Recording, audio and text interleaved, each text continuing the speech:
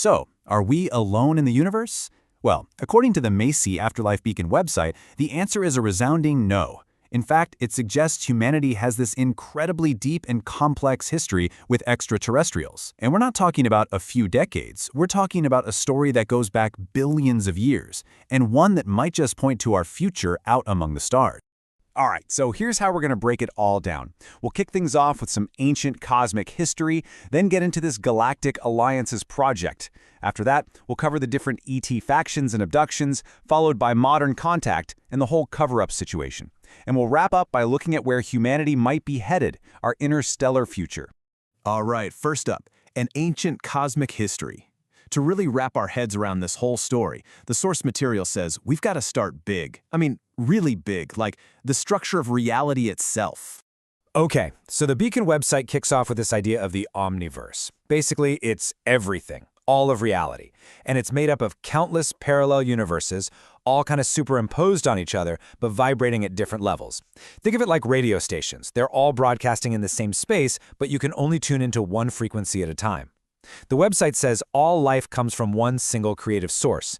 In our physical universe, it's just one of those frequencies, one of 7 vibrational levels.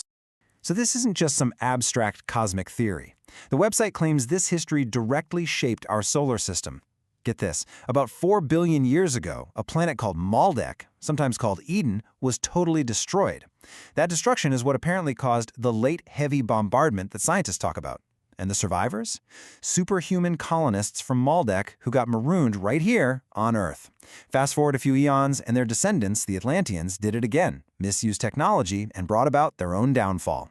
And according to the Macy Afterlife Beacon, it's this pattern, this cycle of self-destruction, that really got the attention of the galactic neighborhood. Which brings us to our next section, the Galactic Alliances project. Because, yeah, that whole pattern of blowing ourselves up, it didn't exactly go unnoticed. The Macy Afterlife Beacon website says we're part of a huge cosmic community, and a group of advanced beings has taken a very special interest in us. This special interest is called the Project. The website describes it as this huge, long-standing collaboration.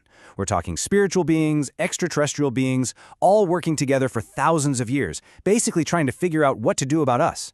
The whole point is to help guide humanity so we can finally break that cycle and evolve. And within this project, you've got 2 main groups with very different approaches. On one hand, you have the Galactic Alliance. These are the good guys, so to speak, peaceful, human-like races from places like the Pleiades and Orion.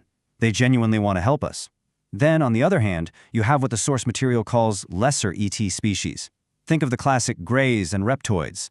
The website claims they have their own, more self-serving agendas, and they're the ones supposedly making deals with governments, trading tech for access to humans. Now, the Galactic Alliance can't just swoop in and save the day. They have rules, kind of like a prime directive. Rule number 1 is non-interference. Earth is a free will planet, and they have to respect that. But there are a couple of major loopholes.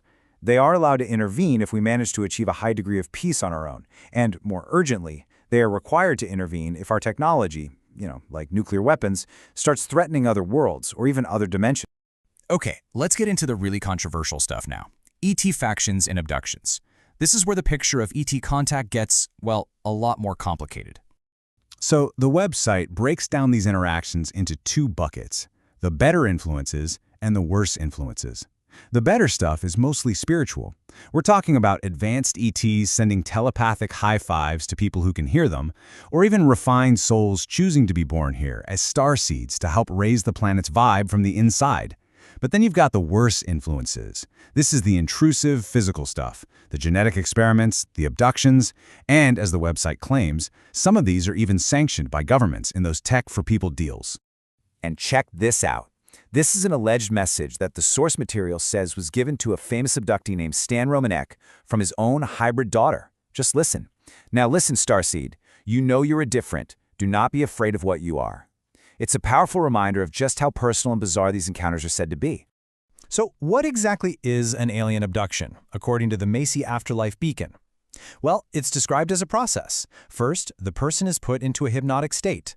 Then they're taken aboard a ship for experiments. And finally, they're returned. But here's the kicker. The memory is usually suppressed. It's either wiped clean or just left as this weird, dreamlike, and often scary, fragmented memory. All right, that brings us into more modern times, which the website calls a hidden history of contact and cover-ups. The source material points to people like Maria Orsic back in the 1920s. She was a medium with the Vril Society, and she supposedly channeled technical data for spaceships directly from ETs in the Aldebaran system. Then you've got George Van Tassel in the 1950s. He was an American aviator who became the first known contactee of the Ashtar Command, which is said to be a branch of that same galactic alliance we talked about. And this is where it gets really serious. Through Van Tassel, the website says Ashtar delivered this warning in 1952. The gist is, we don't care about your plutonium bombs, but your hydrogen bombs, that's different. That element is life-giving. Stop, or we'll stop you. A pretty clear line in the sand, right? So, why the big secret? The source material lays out 3 big reasons. First, these things can pop in and out of our dimension, which makes them really easy to write off as hallucinations. Second, after World War II, governments basically decided the public couldn't handle the truth and started a policy of denial. And third, let's be honest, the whole abduction thing is pretty horrifying. It's just easier to deny it. But even with all the denial, the website lists a ton of public incidents. I mean, from a supposed UFO crash in Texas way back in 1897 to Roswell in 47, a broadcast interruption in the UK in 77, all the way to a UFO causing a traffic jam in China in 2016. And you can't help but notice, things really seem to pick up right after we developed the bomb. So with all that history, the ancient past, the secret contacts, all of it, what's next? That's what we're looking at now, humanity's interstellar future and the path forward. Okay, to get this next part, we have to talk about density. Now, this isn't about physical weight. The website uses it to describe a planet's vibrational level, its collective consciousness. Remember the Omniverse? It's like that. Right now, Earth is a third density world. Think conflict, separation, and tough choices. The goal, our evolutionary next step, is to graduate to fourth density, which is all about love, harmony, and understanding. The website cites researcher Dr. Stephen Greer, who lays out a 4-step plan for how we get there. Step 1, we have to become globally peaceful. End the wars. Step 2, we shift our focus to a science of consciousness itself. Step 3, we actually start living out in space. And finally, step 4, we openly collaborate with those galactic ambassadors who've been helping from the sidelines. And this is a really fascinating claim on the Macy Afterlife Beacon website. It says this whole transformation is already underway from the inside out. It suggests that about 30% of the population has a combined ET spiritual heritage. These are the star seeds we mentioned earlier, supposedly here right now to help raise Earth's vibration. So, as we wrap this up, the source material really leaves us with a huge question to think about. If all this is true, if our world is just one small part of this massive interconnected cosmic community, then what's our responsibility? Not just to ourselves, but to that whole community.